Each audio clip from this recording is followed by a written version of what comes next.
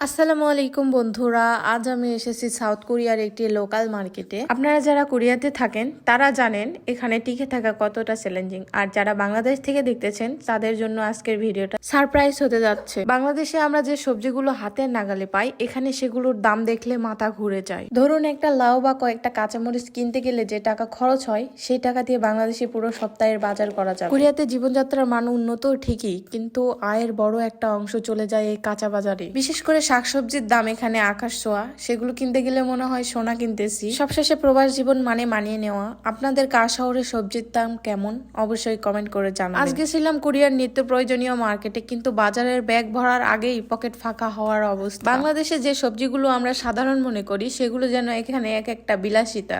বিশেষ করে শাকসবজির দাম এতটা আকাশ ছোঁয়া যে কেনার আগে 10 বার ভাবতে হয়। অনেকে মনে করেন প্রবাসে আমরা খুব রাজকীয় হালে আছি, কিন্তু হাড়ভাঙা খাটুনির পর যখন এই অগ্নিমূল্যের বাজার দেখি, তখন খুব বেশি মনে পড়ে দেশের সেই শাকসবজির কথা অ্যান্ড দেশের কথা। বাংলাদেশের সেই টাটকা শাকসবজি আর সস্তা যে বাজারগুলো আছে, সেগুলোকে আমরা প্রতিনিয়ত অনেক বেশি মিস করি। আর আপনারা যারা সাউথ কোরিয়া ছাড়াও অন্যান্য দেশে আছেন, বিদেশে আছেন, যে যে দেশ থেকে দেখতেছেন ভিডিওটা, তাদের দেশে বাজারের মূল্য কেমন অবশ্যই আপনারা কমেন্ট করতে ভুলবেন না। অনেকেই আছে যাদের বিভিন্ন শাকসবজি অপছন্দের।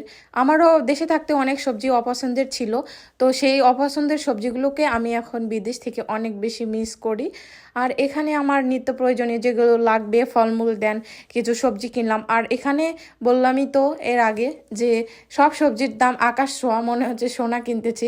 যাই হোক, প্রবাস জীবনে থাকতে হলে সবজি তো কিনতেই হবে, দেন খেতে হবে।